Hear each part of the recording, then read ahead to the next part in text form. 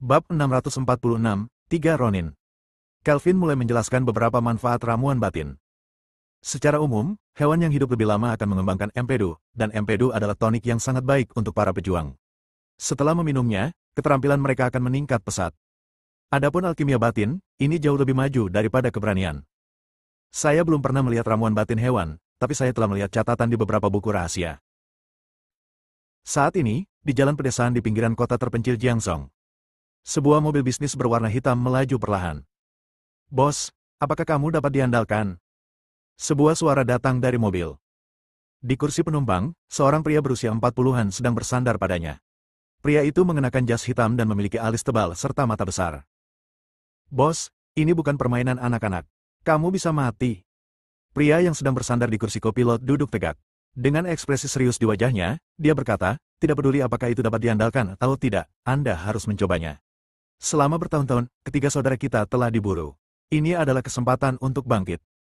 Saat dia mengatakan itu, dia melirik pria yang mengemudikan mobil itu dan bertanya, "Saudara ketiga, apakah kamu sudah memeriksanya?" Pria yang mengemudikan mobil itu menjawab, "Baiklah, kami telah mengetahui segalanya tentang kedatangan Julian ke Jiangzhou. Julian adalah orang yang menghargai emosi. Dia membunuh banyak orang demi Sarah, dan Julian ada banyak wanita dengan koneksi baik di sekitarnya. Julian sangat menghargai orang-orang ini. Begitu mereka tersentuh, Julian akan berjuang untuk hidupnya." Mendengar hal tersebut, pria di kopilot terdiam. Mereka bertiga adalah pejuang, dan mereka memiliki julukan di jalan, yaitu San Langren. Bos sedang mengembara. Anak kedua sangat liar. Lao San. Mereka bertiga tidak memiliki keluarga atau sekte. Pada tahun-tahun awal, mereka telah melakukan banyak kejahatan dan diburu oleh sekte Tianshan, pemimpin jalan lurus. Mereka tidak menghadiri konferensi Tianshan ini. Tetapi saya menghabiskan banyak uang untuk membeli informasi langsung tentang konferensi Tianshan, dan saya juga mengetahui apa yang terjadi di konferensi Tianshan. Mengetahui bahwa konferensi Tianshan ini diselenggarakan oleh Dimitri, Dimitri telah menerima banyak manfaat, jadi mereka mengambil tindakan. Bosnya, Miguel, berpikir sejenak dan berkata, "Kita harus mempertimbangkan masalah ini dalam jangka panjang." "Benar." Pengemudi ketiga, Mante, berkata, "Saya juga mengetahui bahwa ketika Dimitri meninggalkan keluarga Fisher 30 tahun yang lalu, dia membawa seorang pengurus rumah Hanselga. Pengurus rumah Hanselga ini bernama Qin Nian. Dimitri sangat mempercayainya. 10 tahun yang lalu, keluarga Fisher dibakar. Bahkan setelah pembakaran, tidak ada anggota keluarga Fisher yang meninggal. Itu adalah makam Qin Nian. Dimitri menyembunyikannya dari semua orang di dunia, dan kontribusi Qin Nian sangat diperlukan." Bos Miguel bertanya, "Bagaimana seni bela diri Qin Nian? Di bidang apa dia berada?" "Di mata orang luar, dia hanyalah orang tua. Dia belum pernah menunjukkan seni bela diri di depan orang luar. Saya tidak tahu apakah dia tahu seni bela diri. Namun, dia adalah kepala pelayan Dimitri dan mengikuti Dimitri 30 tahun yang lalu. Keterampilan bela dirinya jelas tidak bagus." "Bos, Qin Nian juga memiliki seorang cucu perempuan. Zien, anak kedua di barisan belakang, berbicara.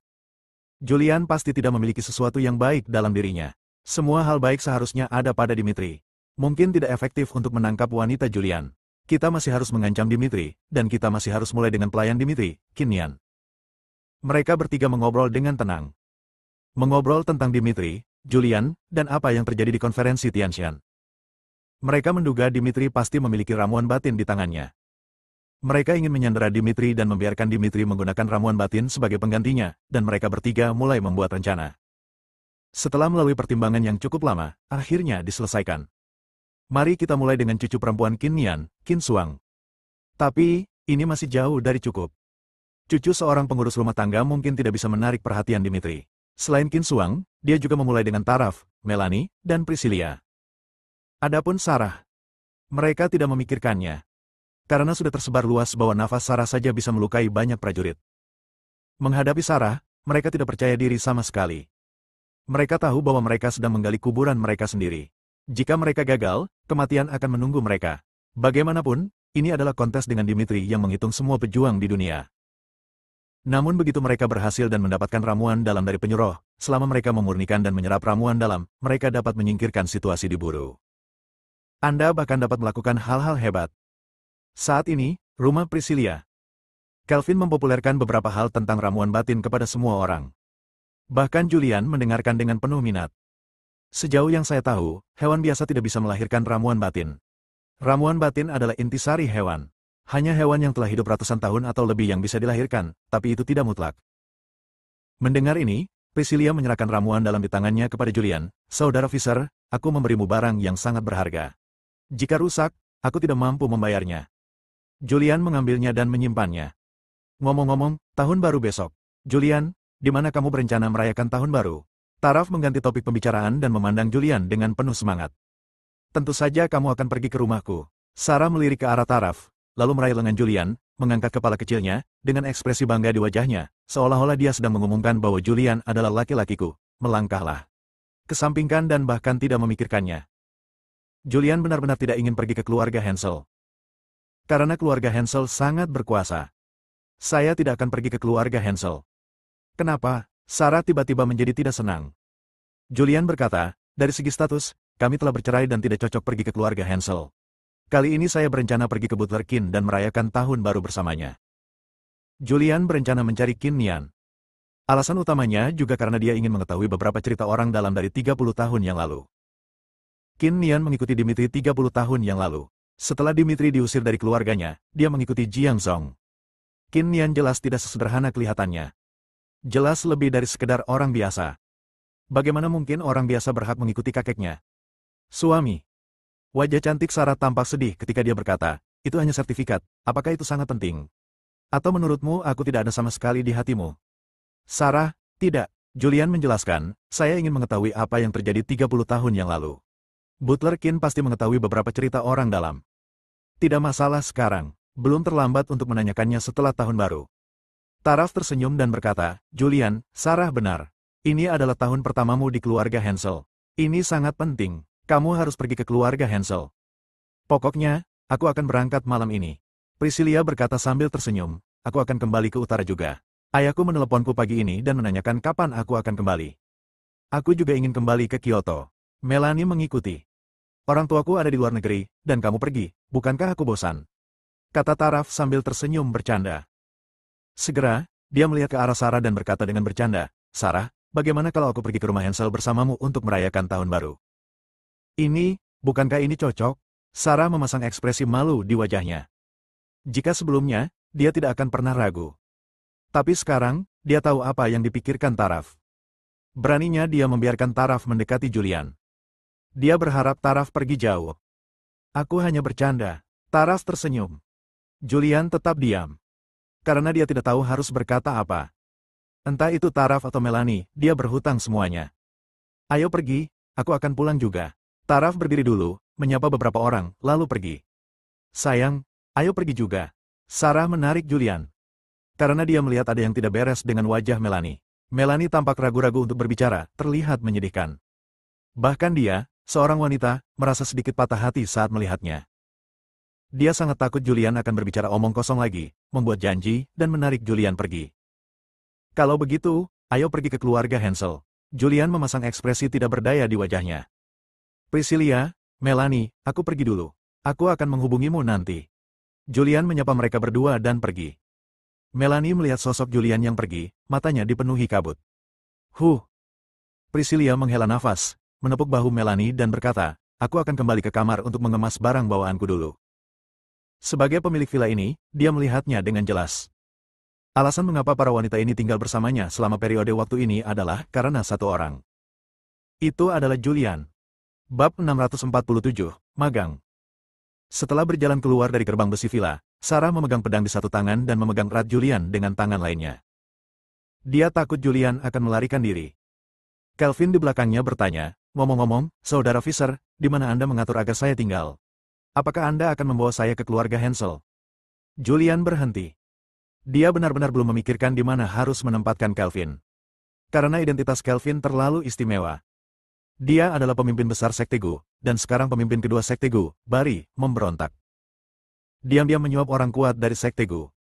Langkah selanjutnya adalah memperbaiki Sekte Gu. Bari tidak akan yakin jika Kelvin selamat. Dia pasti akan mengirim orang kuat untuk memburunya, atau bahkan mengambil tindakan sendiri.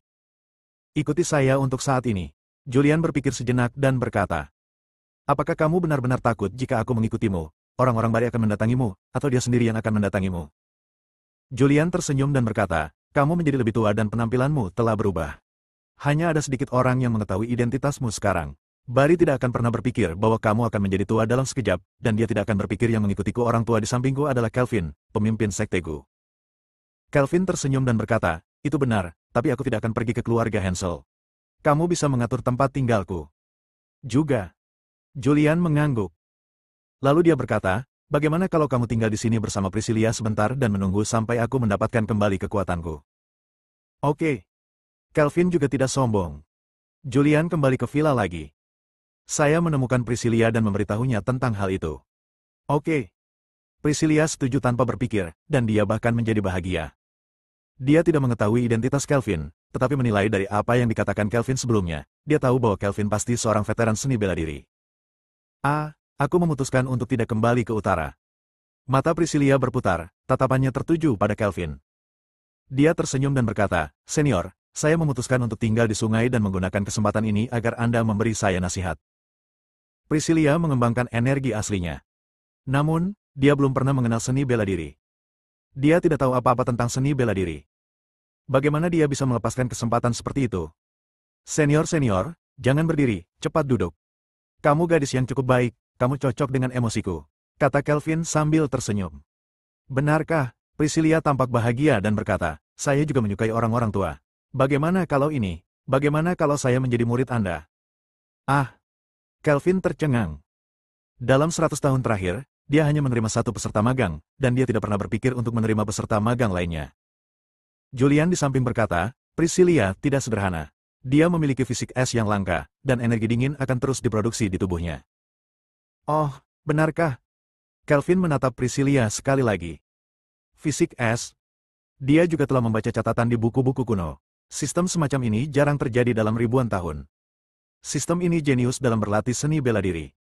Begitu Anda memasuki seni bela diri, energi sejati Anda akan meningkat dengan cepat. 1 tahun pelatihan seni bela diri bernilai 10 tahun berikutnya. Ya. Julian menjelaskan, dia memiliki udara dingin di tubuhnya sejak dia masih kecil.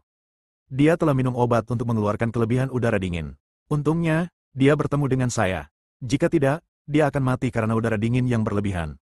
Setelah menerima penegasan Julian, Kelvin juga tertawa. Dia memandang Priscilla dengan hati-hati dan berkata, kemarilah, biarkan aku merasakan denyut nadimu. Priscilla mengulurkan tangannya. Kelvin memeriksa denyut nadinya. Setelah beberapa saat, dia berhenti dan berkata, ya, itu benar. Ada ketidakseimbangan yin dan yang di dalam tubuh, dan terlalu banyak udara dingin. Tuan, silakan datang lagi dan terima busur muridmu.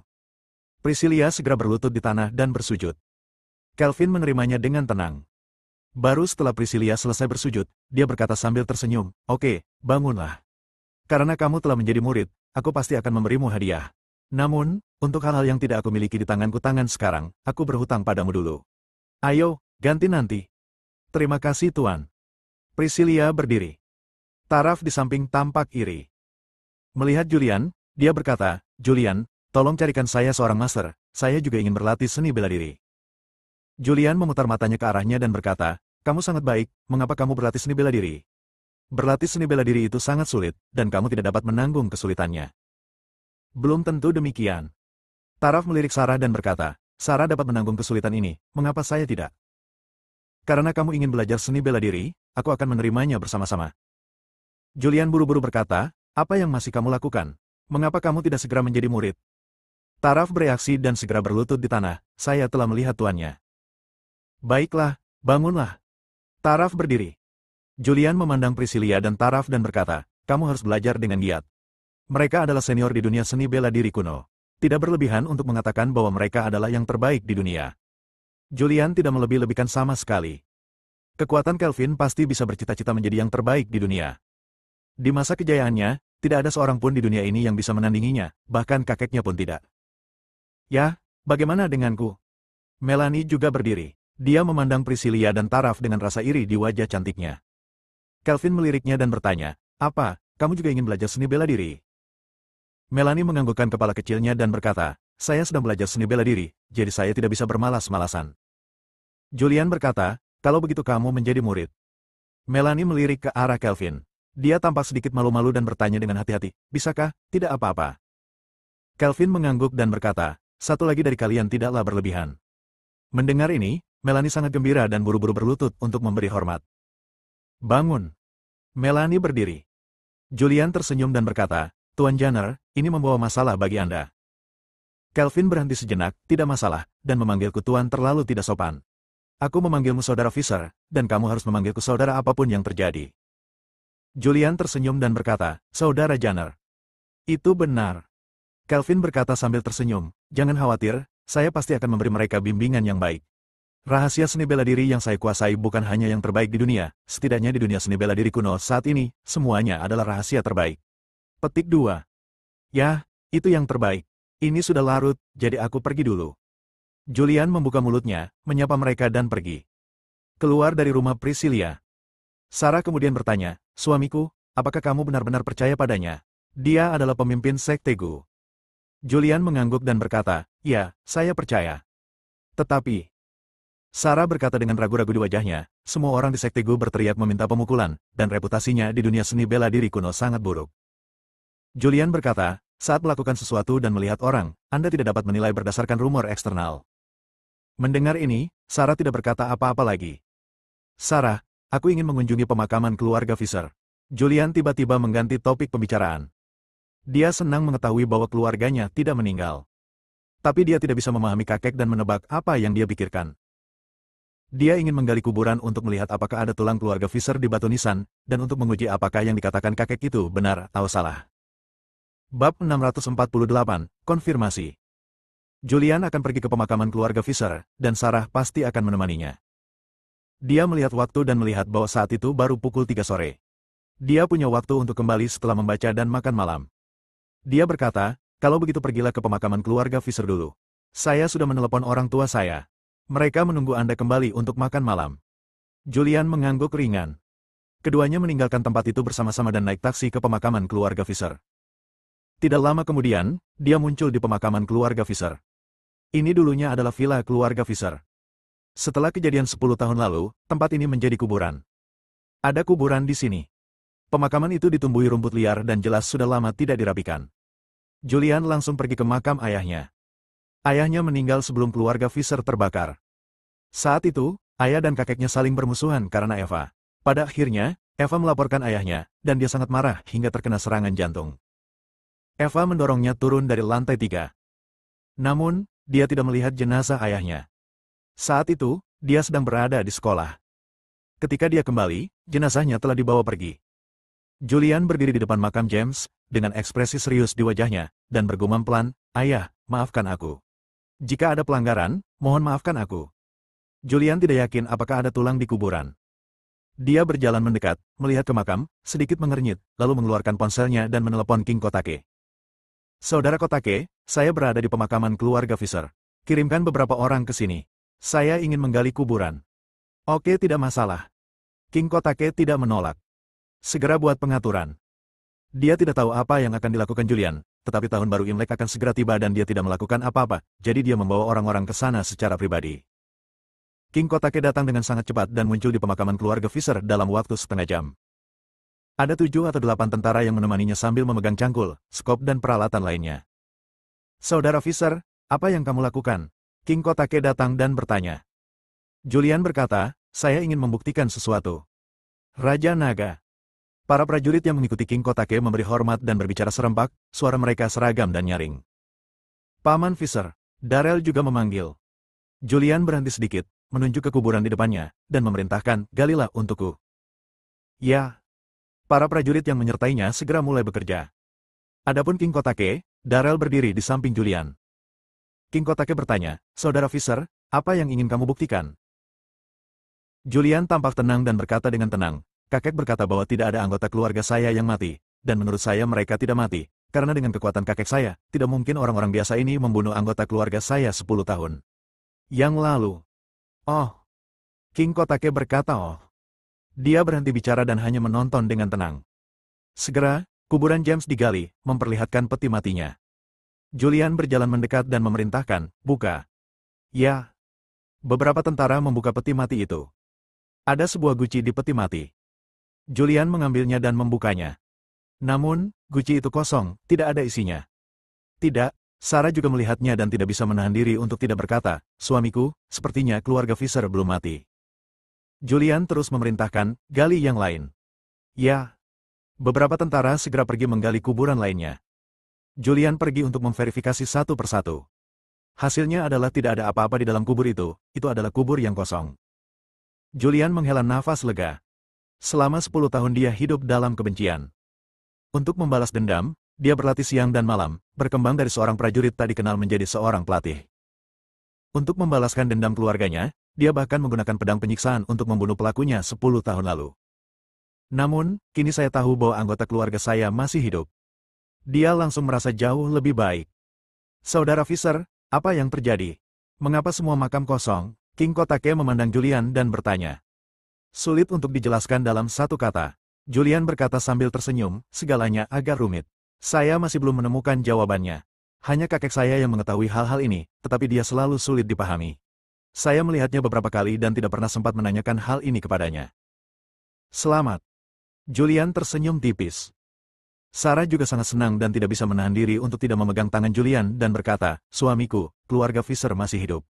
Setelah masalah ini diselesaikan, keluarga kami akan bersatu kembali. Saya belum bertemu ayahmu, dan aku tidak tahu apakah dia mudah bergaul, dan ibuku. Aku juga belum bertemu ibuku. Julian tampak murung. Seingatnya, dia belum pernah melihat ibunya, tidak tahu siapa ibunya, dan bahkan belum pernah mendengar ibunya disebutkan oleh keluarganya. Maafkan aku, Sarah segera meminta maaf. Julian tersenyum dan berkata, tidak apa-apa, tidak perlu minta maaf, ayo pergi, kami akan kembali juga. Ya, Sarah mengangguk. Saudara Kotake, tolong bawa kami kembali ke keluarga Hansel. Tidak apa-apa, sepanjang jalan. King Kotake tersenyum. Sekelompok orang pergi dari sini. Setelah mereka menjauh, baru pada saat itulah seorang lelaki tua dan seorang pemuda datang. Orang tua itu mengenakan jas dan membawa tongkat. Dia tampak sangat tua. Yang hilang adalah seorang wanita muda, mengenakan jaket dan topi, dengan hanya satu wajahnya yang terlihat. Karena cuacanya relatif dingin, wajahnya menjadi merah. Kakek, tuan muda sepertinya tahu segalanya. Kalau tidak, dia tidak akan datang ke sini untuk menggali kuburan. Orang tua itu mengangguk ringan, dengan begitu banyak hal yang terjadi di konferensi Tianshan ini, tuan muda pasti telah bertemu dengan tuannya. Tuan itu pasti telah memberitahunya banyak hal. Apa berikutnya? Kembalilah dulu dan tunggu pengaturan tuannya. Seorang lelaki tua dan seorang pemuda berbalik dan pergi. Kedua orang ini adalah Qin Nian dan Qin Suang. Qin Nian adalah pengurus keluarga Fisher, dan Qin Suang adalah cucu perempuan Qin Nian. Kedua orang ini selalu berada di sekitar Dimitri. Dia telah mengikuti Dimitri selama bertahun-tahun. Baru setelah Julian kembali ke Jiangzhou lebih dari setengah tahun yang lalu mereka berdua muncul di Jiangzhou. Mereka mengetahui banyak hal, tetapi mereka merahasiakannya dari Julian. Dia selalu muncul di samping Julian sebagai orang biasa. Setelah Julian dan Sarah meninggalkan pemakaman Jiangzhou, mereka kembali ke keluarga Hansel. Ketika saya kembali ke rumah Hansel, waktu sudah hampir jam 6. Meskipun saat itu baru pukul 6, hari menjadi gelap relatif terlambat selama periode ini, dan saat ini secara bertahap menjadi semakin gelap. Pintu masuk villa keluarga Hansel. King Kotake secara pribadi turun dari mobil untuk mengantar Julian pergi. Saudara Fisher, mari kita minum sedikit jika ada kesempatan. Julian berkata, selama periode ini, saya telah menyebabkan banyak masalah bagi Anda. Jika Anda memiliki kesempatan, Anda tidak akan kembali sampai Anda mabuk. Kami berdua bersaudara, kenapa kamu mengucapkan kata-kata sopan ini? Aku akan kembali dulu. King Kotake berkata dan masuk ke dalam mobil. Julian berdiri di depan gerbang besi villa dan melihat King Kotake pergi. Setelah dia pergi, Julian berkata, ayo masuk ke dalam rumah juga. Sarah mengangguk lalu menekan bel pintu. Segera, pintu di kejauhan terbuka. Karamatsu lah yang keluar untuk membuka pintu. Karamatsu melihat Julian dan Sarah di luar gerbang besi, dengan kegembiraan di wajahnya, dan dengan cepat menekan remote kontrol di tangannya. Pintu besi terbuka. Julian dan Sarah berjalan mendekat. Kakak ipar, kamu akhirnya kembali. Makan malam sudah lama disiapkan dan menunggumu kembali. Cepat masuk. Saat ini, banyak orang keluar dari villa. Nicholas, Alfred, Simon, Anton, Leona. Ada juga Andrew, Olivia dan lainnya. Hampir ketiga generasi keluarga Hansel hadir. Orang-orang ini semua memandang Julian dengan ekspresi berapi-api. Julian, kamu kembali, cepat masuk. Kakak ipar, aku telah menantikan bintang-bintang, menantikan bulan, dan akhirnya kamu ada di sini. Keluarga Hansel sangat antusias dan terus memanggil Julian ke dalam rumah. Bab 649, menculik seseorang.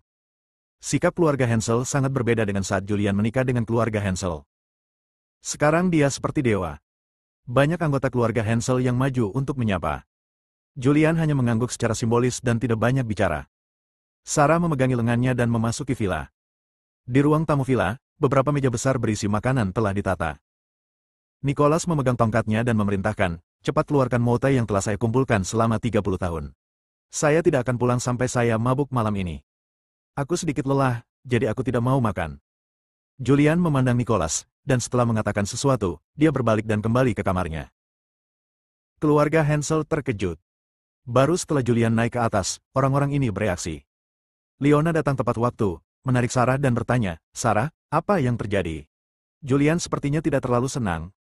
Mungkin dia benar-benar lelah. Sarah berkata, selama periode ini, dia memiliki banyak hal yang harus dilakukan. Dia tidak bisa tidur nyenyak selama beberapa hari. Kamu boleh makan, aku akan naik dan melihatnya. Sarah juga mengikuti ke atas. Keluarga Hansel menatapku dan aku melihatmu, semuanya tampak bingung. Mereka telah bersiap selama beberapa jam hanya untuk memberi Julian istirahat, tetapi sekarang Julian naik ke atas untuk beristirahat bahkan tanpa makan. Di lantai atas, kamar. Sarah datang dan melihat Julian berdiri di balkon sambil merokok. Dia memeluk pinggang Julian dari belakang dan menyandarkan kepalanya di punggung. Suamiku, jika kamu tidak ingin tinggal di keluarga Hansel, ayo beli rumah dan pindah. Sarah mengetahui pikiran Julian. Dia tahu bahwa keluarga Hansel menyakiti Julian dan keluarga Hansel merasa kasihan pada Julian. Saya benar-benar sedikit lelah, Julian berkata dengan lembut, bukannya saya tidak ingin melihat keluarga Hansel. Aku tahu. Sarah memeluk Julian dengan erat. Setelah memeluknya, dia menarik Julian, berjinjit, dan mencium bibir Julian. Dia sangat antusias dan proaktif. Berciuman, mereka berjalan menuju kamar mandi. Kami mandi bersama. Bahkan saat mandi, Sarah masih menempel pada Julian. Julian tidak makan malam ini. Dia berada di kamar bersama Sarah. Sarah sangat proaktif dan gila. Julian juga puas. Setelah itu, keduanya tertidur sambil berpelukan. Tenang di malam hari. Di tengah sungai, di luar villa Priscilia. 3 pria muncul dengan tenang. Bos, ini rumah Priscilia. Ada berita terpercaya bahwa Julian datang ke sini pada siang hari, tapi kemudian pergi bersama Sarah. Siapa yang ada di villa ini? Ada beberapa dari mereka, Priscilia, Taraf, Melanie, dan Cilia. Sekarang ada seorang lelaki tua. Apa identitas lelaki tua ini? Saya tidak tahu, Julian membawanya kembali dari Kyoto. Mereka bertiga bersembunyi di pohon besar dan berkomunikasi dengan tenang. Ketiga orang ini adalah 3 penyamun.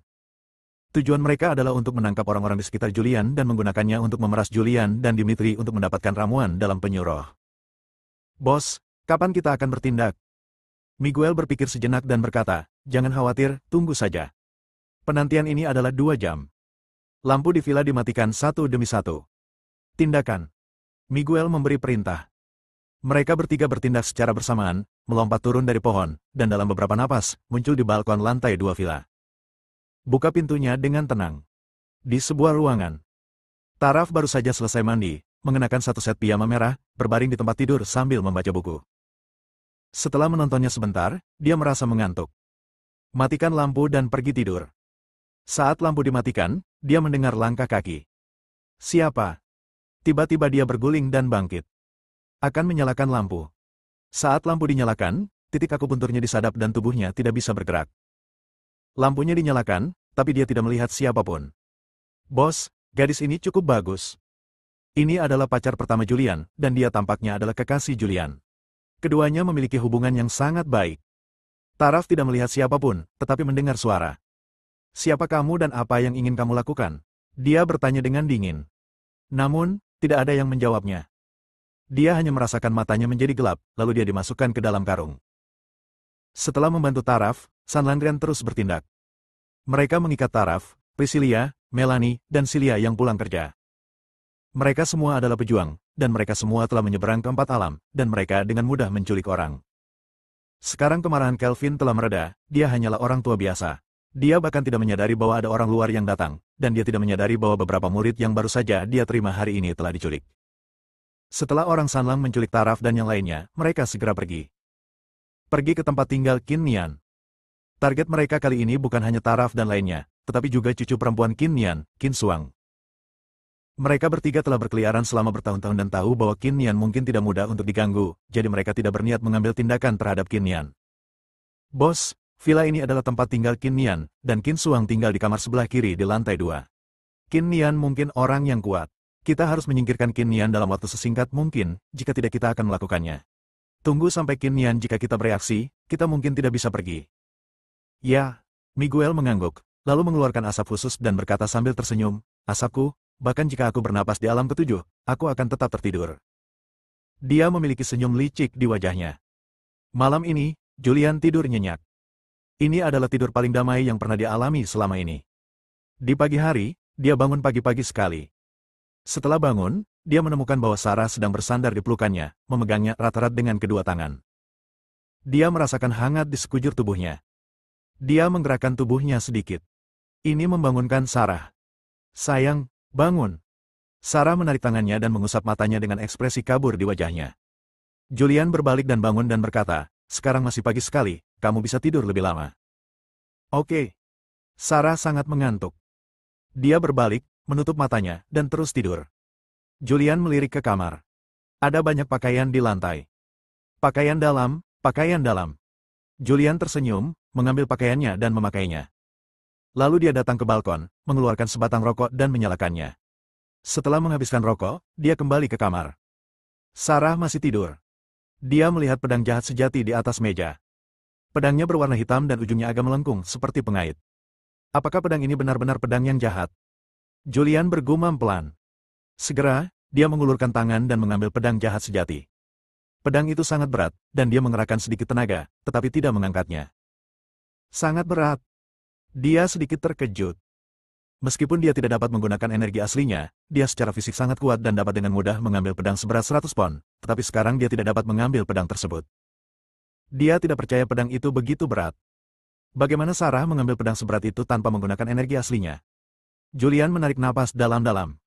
Segera, dia sedikit menstimulasi energi aslinya. Jejak energi sejati mengalir sepanjang meridian. Ah! Wajah Julian tiba-tiba menunjukkan ekspresi kesakitan. Dia dengan cepat menghilangkan energinya, dan rasa sakitnya berkurang banyak. Dalam waktu singkat, dia berkeringat deras, dan dia mengulurkan tangan untuk menyeka keringat di dahinya. Tubuh saya sangat rapuh sekarang. Saya tidak dapat menahan ki sedikit pun. Saya tidak tahu apakah saya dapat pulih setelah tahun baru Imlek. Julian menghela nafas dalam-dalam. Dia harus mendapatkan kembali kekuatannya secepat mungkin dan kembali ke Kyoto secepat mungkin untuk menyelesaikan masalah selanjutnya. Bab 650, Pikiran Sarah. Tepat ketika Julian mengkhawatirkan kondisi fisiknya, dering telepon yang cepat membuyarkan pikirannya. Siapa yang pagi-pagi sekali? Gumamnya. Dia berjalan menuju tempat tidur dan mengangkat telepon di atas meja. Ide peneleponnya adalah Kelvin. Dia mengangkat telepon dan bertanya, ada apa? Masalah terjadi. Suara yang agak serius terdengar dari telepon. Mendengar ini, jantung Julian berdetak kencang dan dia bertanya, apa yang terjadi? Orang itu hilang. Siapa yang hilang? Mereka semua sudah pergi. Kemarilah. Hati Julian berdebar kencang, dia menutup telepon dan berbalik untuk pergi. Suamiku, ada apa? Sarah terbangun, berguling dan bangkit, menutupi tubuh halusnya dengan selimut, hanya menyisakan kepala kecilnya.